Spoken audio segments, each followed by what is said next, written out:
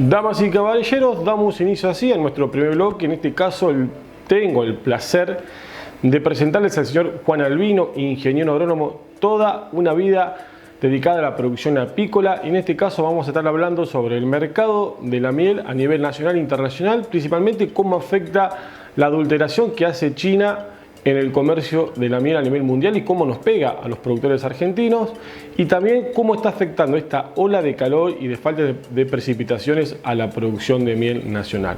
Vamos a disfrutar de la entrevista.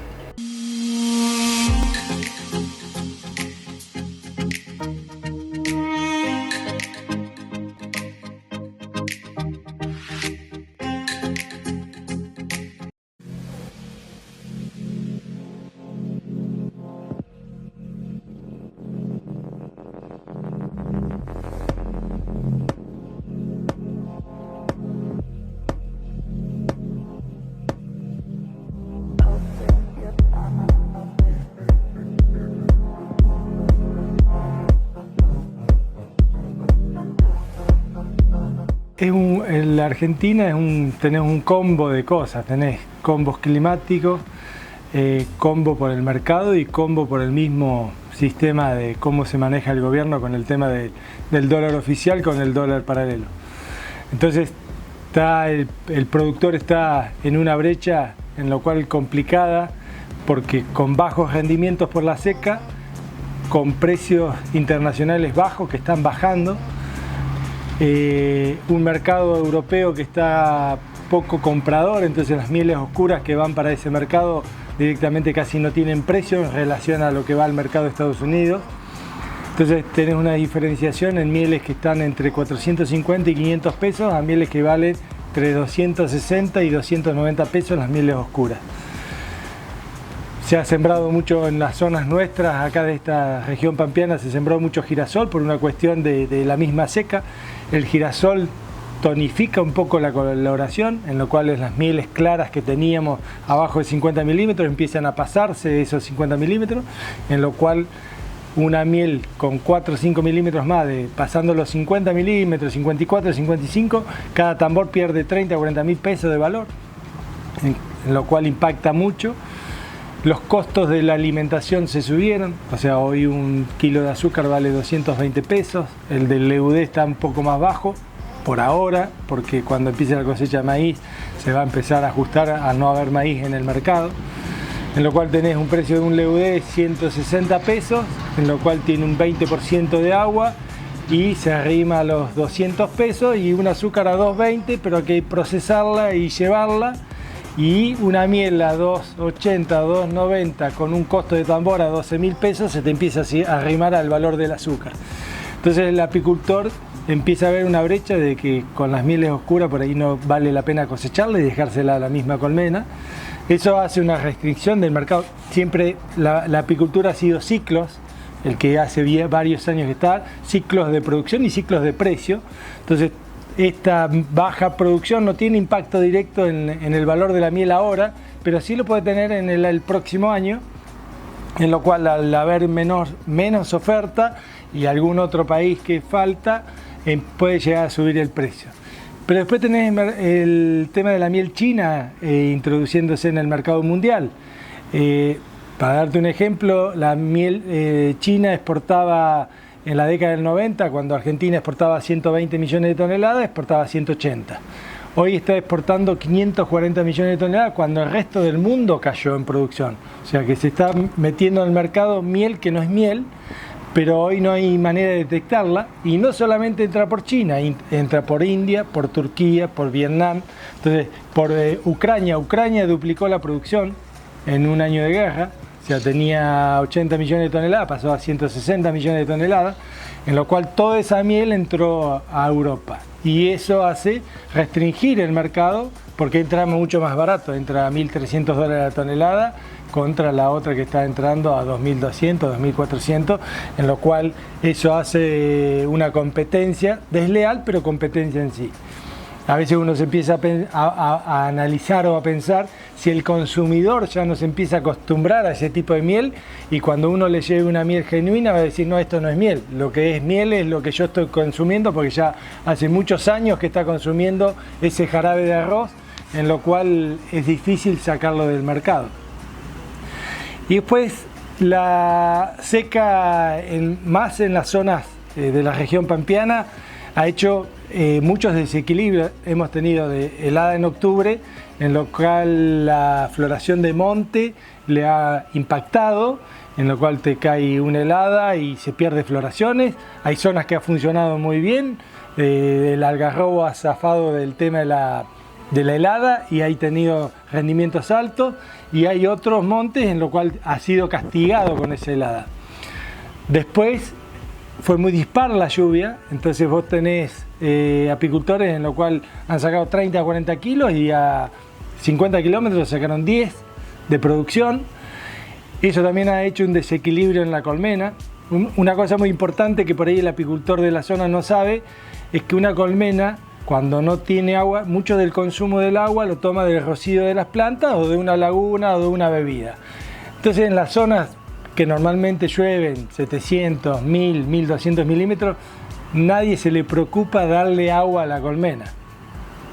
Nosotros tenemos colmenas en el norte, en el monte, que no hay agua, y entonces un colmenar de 80 colmenas consume 1500 litros de agua cada 15-20 días. Si no tiene agua, no tiene cría, no tiene producción, no refrigera la colmena, no puede hacer todo el ordenamiento que hace la colmena dentro dentro de la cámara. Entonces es importante a veces saber, no tenés agua, y en estas zonas no darle agua a la colmena, era una locura darle agua, pero sí hubiera ayudado a hacer ese equilibrio de la colmena y no venirse abajo. Muchos apicultores veían que se venía cayendo en población, y una de las consecuencias era esa. Otra es la falta de polen. Cuando vos no tenés humedad, no tenés polen, y también hace un desequilibrio en la parte nutricional. O sea, la colmena se alimenta de miel y polen. O sea, la parte proteica te la da el polen y la parte energética te la da la miel. Sí o sí necesita las dos para el desarrollo ese de la colmena.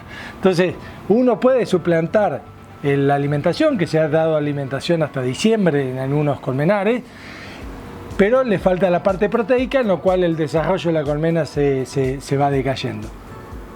Entonces, siempre hay que tener en cuenta que también llueve y aparecen floraciones, en lo cual empieza a haber polen. Hay ahora zonas, mucha gente que ha visto polen, colmenas con mucha cantidad de polen, porque a donde empieza a haber lluvias, la maleza, el campo está muy despojado, y lo primero que empiezan a salir son malezas rastreras, el lotus, el trébol, y eso hay una generación de polen, y más la temperatura que tenemos, y empieza la colmena a desarrollar cría.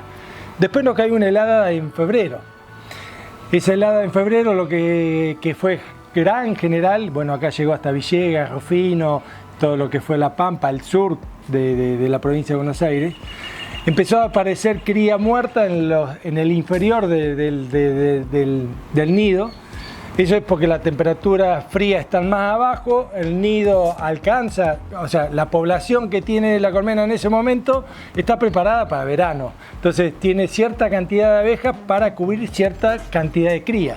Te viene un episodio de esto fuera de lo normal, y la abeja no alcanza para subir la temperatura dentro de la cámara, en lo cual parte de la cría la empieza a abandonar, y eso empieza a generar muerte de esas larvas. Eso trae un desequilibrio, en lo cual empiezan a aparecer enfermedades. Normalmente enfermedades de la cría, loca americana, loca europea.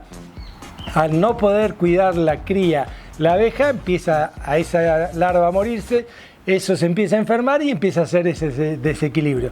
Y se empezó a ver en el fondo de la cámara, ¿por qué? Pues la temperatura sube y el frío se mantiene abajo. Entonces ahí empieza a ver si empieza a ver esos episodios, y empezar a hacer una aplicación de antibióticos, por lo menos para sanear. Normalmente el antibiótico se trata de aplicar cuando uno ve la enfermedad, y cuando empieza a hacer esos desequilibrios es importante. ¿Para qué? Porque en esta época toda la abeja que va a nacer entre febrero, marzo y algo de abril es toda la que va a pasar el invierno. Es esa abeja que tiene que estar sana, porque es la que va a arrancar la próxima campaña. Entonces hay que tratar de cuidar de esa abeja de alguna manera, por lo menos para saber si la próxima campaña la tenemos.